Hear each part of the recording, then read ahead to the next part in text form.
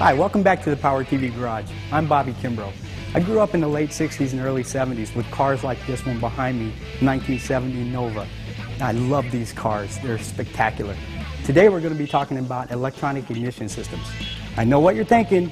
These old cars sometimes were hard to start. They were very cold-blooded. You'd have to crank and crank and crank away to step on the gas pedal and try to find the right combination. A big smile would come across your face and you could drive away. That's old technology. It's out the window. It's been gone for a long time. And in 2008, MSD, one of the pioneers in electronic ignition technology, is releasing their next generation of 6AL series, the 6AL-2. MSD has been making ignition boxes since the 1970s, and the MSD 6AL has been the most popular ignition box in the world. Now MSD has released a new MSD 6AL-2. This is the latest and greatest from MSD and has some big-time improvements over the existing 6AL. The 6AL-2 combines a brand new housing, new digital circuitry, and more power in a sleek package. You will still receive the multiple sparks like the original box, but now with a higher output to ensure complete combustion. Another upgrade is the RPM and two-step rev control built into the housing. Adjustments are now made via 4 rotary dials for 100 RPM increment control. It is activated by a switch that you can mount inside the car.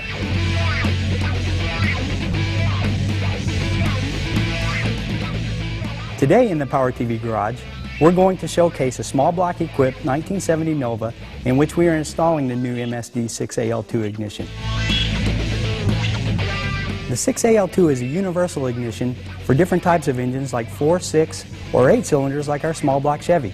It allows you to set the RPMs for the two-step rev limiter, as well as the adjustment of the spark advance and retard. The ignition box comes complete with shock mounts that can be installed anywhere.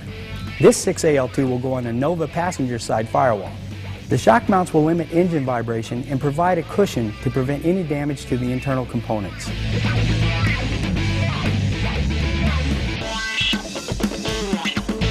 Wiring harness included has everything you will need to hook up your ignition to your pre-existing components and is basically plug and play. The last step after mounting the MSD box is to wire the two-step rev limiter to a switch inside the car. This will give the driver easy access and allow the two-step rev limiter to be activated on demand. Now that we've wrapped up the installation, we're ready to hit the road.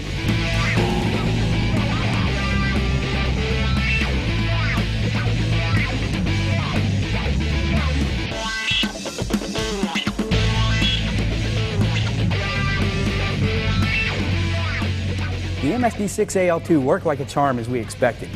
Now we're off to test the rev limiter and two-step functions.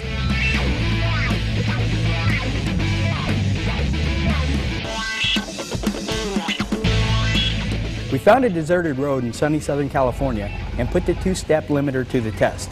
We originally set the rev limiter at 3,000 RPM just to take it easy on our first try. Once the two-step was activated, we put the pedal to the floor and the engine stayed right at the 3,000 RPM range. We made sure to make one more two-step test at the 4,000 RPM range after adjusting the rev limiter one last time.